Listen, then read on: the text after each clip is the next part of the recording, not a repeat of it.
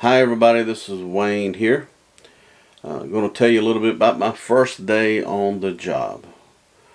Working at the time one of the more dangerous prisons in North Carolina.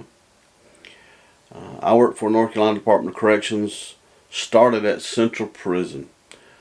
Central Prison at that time in 1987 when I started was the only prison in North Carolina that housed maximum security inmates, as well as it housed death row inmates, and currently it still houses death row inmates. It also had a hospital, a mental health facility, processing facility where new inmates would come in that had 20 years or longer sentence would come in and be processed there. Also it had the industry. The license tags were made there for North Carolina. I had a paint plant that made paint that was used to paint the lines on roads in North Carolina. A print plant which printed letterheads for all kinds of state agencies, as well as a sign plant who would make like your road signs, stop signs, and so forth. And when I started there, I was 21 years old. You always started on a Monday. I was assigned a second shift. Lineup was 15 minutes prior to shift, which was 3 o'clock, so 2:45. I was there probably about 2:15. And so when you get there, obviously, I already had the uniform, dressed in the uniform, which was button-up shirt. If at the time I started, it was summertime, so with a short sleeve shirt, you didn't have to wear a tie. If you wore a long sleeve shirt, or if you were outside in public view, you had to have a tie on.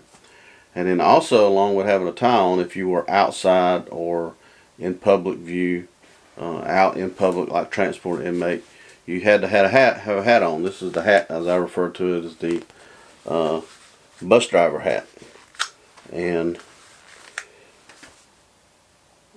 that's sort of what you wore. Changed a lot over the years. No longer uniforms. Now they're polo shirt, sort of like what I got on, except they're gray. Hats now are baseball caps. They really don't care whether you wear it or not. There's no, look a certain way when you're in public. Things have changed a lot over the years. They have relaxed in a lot of ways. For male staff and for female staff, you had a standard in how your hair, how long it could be. You couldn't have ponytails or anything like that.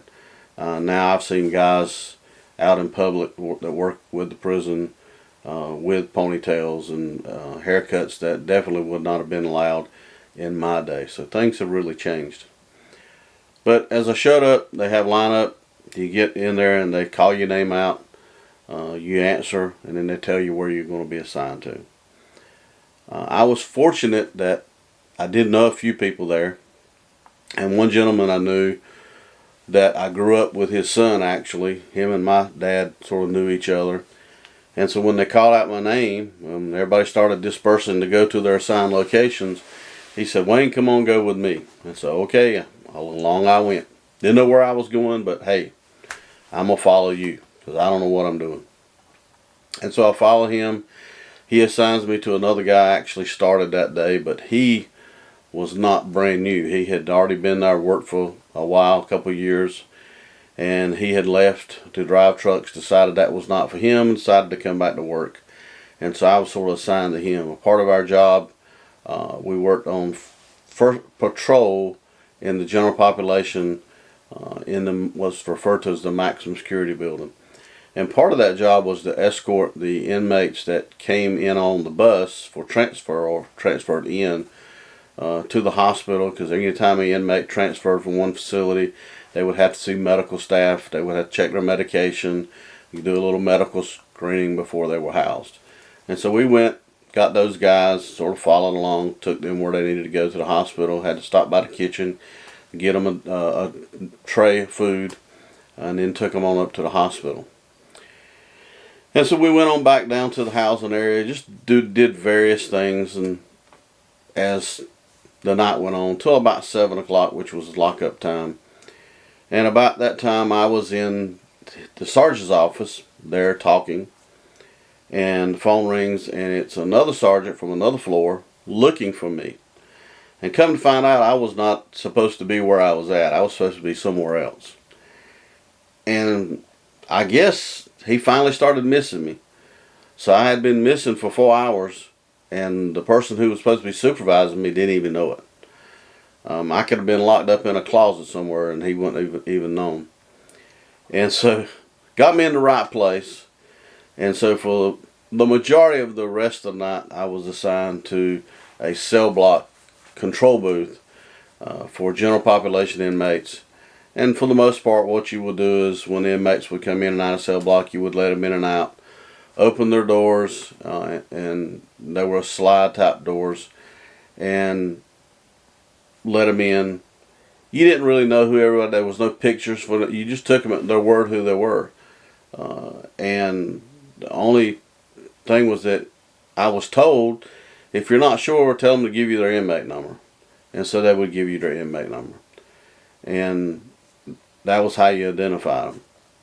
But that wasn't always an exact way as well, and I'll talk about those kind of identifiers maybe in another video. But that was pretty much my first day on the job. Somewhat uneventful. Nothing really crazy went on that day. But it was very memorable in knowing that I was not really where I was supposed to be. And finally, when I was found out that, hey, okay, you're supposed to be here. And I was there. The big thing that has changed today compared to then, today you can't even go inside a prison to work at all, anywhere, until you go to training. Back then, they put you to work first day. Yeah, you had a little hands-on here and there kind of thing, but you didn't go to any kind of formal school to start with. So it was a lot different than it is today, and a lot better today in ways, and in some ways maybe not. And when we talk about training, we'll talk about those things as well. But you know, along with that, they're getting you prepared then to work an area, because the next day I was assigned to that same control booth. I had worked it for several hours, sort of knew how to run it. And after that, then it was, okay, hey, you're going to work this booth. And that's where I was assigned, day in and day out. We worked 8-hour shifts. At that time, there was a lot of overtime, so you would work a lot of off days. And if the next shift was short, you might have to stay late sometimes, and that was occasionally. But that's sort of what you expected. And you know, the pay was, compared to today, at the time I thought I was doing great. I made $811 a month at that time in 1987. I thought I was making great, because all the way up until that time, you know, my wages were, North Carolina minimum wage was $3.25 an hour, and I was, you know, working in other jobs making, you know, maybe, you know, $150 a week if I was fortunate, making a little over minimum wage until this time. And at this point, you know, I was making that, driving about 30 minutes to get to work and back. Of course, then gas was, you know, 65, 70 cents a gallon. A whole lot cheaper than it is. Things were a lot less expensive than they are today.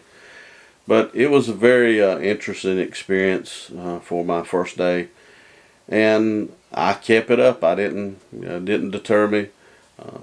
I'll share some other stories that happened, but you know, I made it as a young 21-year-old guy, and kept doing it, and did it for 25 more years.